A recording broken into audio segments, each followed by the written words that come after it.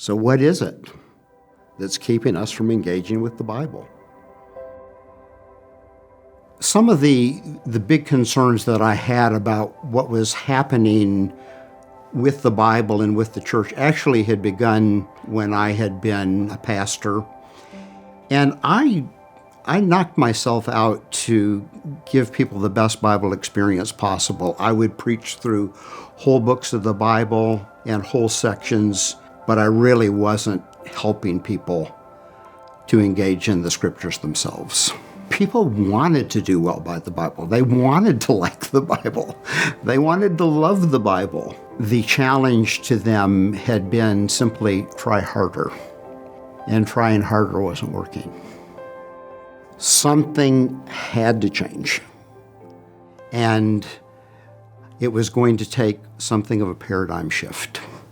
We needed the freedom to be able to think deeply about these issues, and it led us to form what we called the Institute for Bible Reading.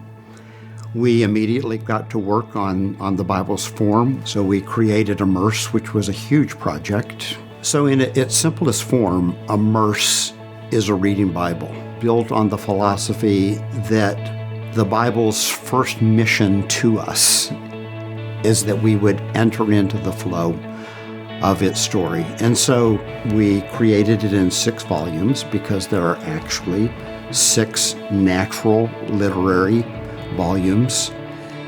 And we wanted people to begin to think of the Bible not as just one great big book from God, but that this was a library of books. But at some point we realized with all of our work, we had created something that very few people knew about. And that's where Our Daily Bread Ministries came in. I was introduced to Our Daily Bread Ministries through Our Daily Bread, the devotional.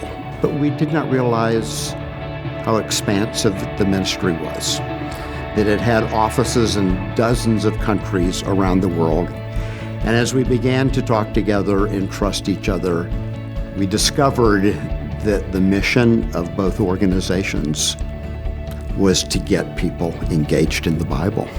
Together we have a goal of translating Immerse into 10 different languages, 10 gateway languages that will then be distributed into over 100 different countries. Theology and the study of God takes a village. Just like we would never do deep sea diving alone or climb Mount Everest alone, the Bible was never meant to be a solo sport.